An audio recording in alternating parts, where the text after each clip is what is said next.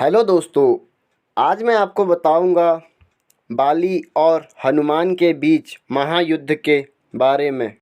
बाली को ब्रह्मा जी की संतान माना गया है।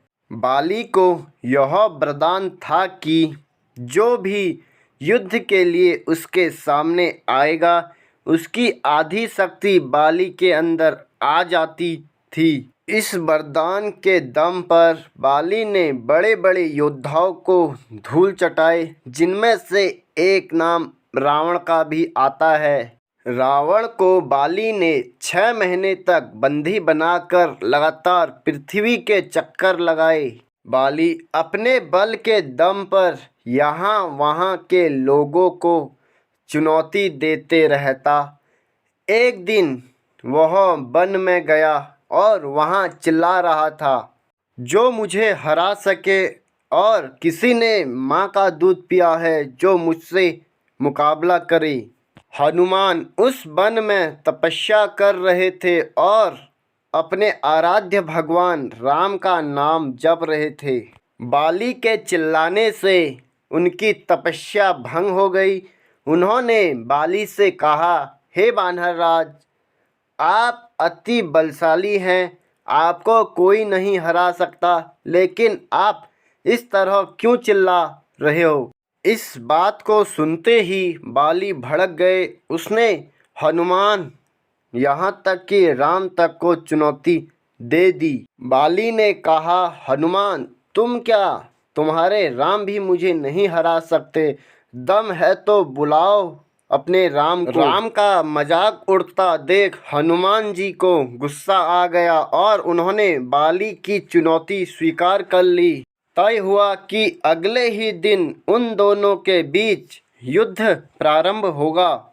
अगले दिन हनुमान तैयार होकर युद्ध के लिए जा रहे थे तो ब्रह्मा जी प्रकट हो गए। ब्रह्मा जी ने हनुमान जी को समझाने की कोशिश की कि बाली की चुनौती वो स्वीकार नहीं करें। इस बात पर हनुमान ने कहा, प्रभु, बाली जब मुझे ललकार रहा था तब तो ठीक था, लेकिन उसने भगवान राम को भी चुनौती दे दी, इसलिए बाली को मैं सबक सिखाऊंगा। हनुमान ने कहा, अगर मैं पीछे हटता हूँ तो दुनिया क्या कहेगी? ब्रह्मा जी ने कहा, चलो तुम युद्ध के लिए जाओ और अपनी शक्ति का 10वां हिस्सा ही लेकर जाना। बाकी बचा हिस्सा अपने आराध्य के चरणों में समर्पित कर दो। हनुमान जी युद्ध के लिए चले गए। जब उनके सामने बाली आया तो हनुमान की आधी शक्ति बाली में चली गई। इससे बाली के शरीर में जबरदस्त हलचल शुरू हो गई। उसे लगा जैसे ताकत का कोई समुंदर शरीर में हिलोरे ले रहा हो। कुछ समय के लिए बाली को लगा उसकी नसें फटकर बाहर रक्त बहने लग जाए।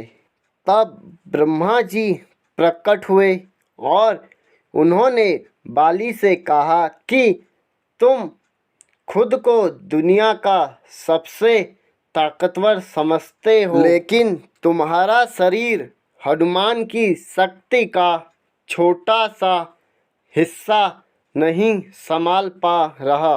अगर तुम जिंदा रहना चाहते हो तो हनुमान से दूर हो जाओ। बाली को आभास हुआ कि हनुमान जी उससे कहीं अधिक ताकतवर हैं। बाली ने हनुमान को प्रणाम किया और हनुमान जी चुपचाप खड़े रहे और राम भजन गाते रहे। बाली ने कहा कि मैं हनुमान के बाल बराबर भी नहीं हूँ और मुझे क्षमा कर दो। और हनुमान ने बाली को क्षमा कर दिया।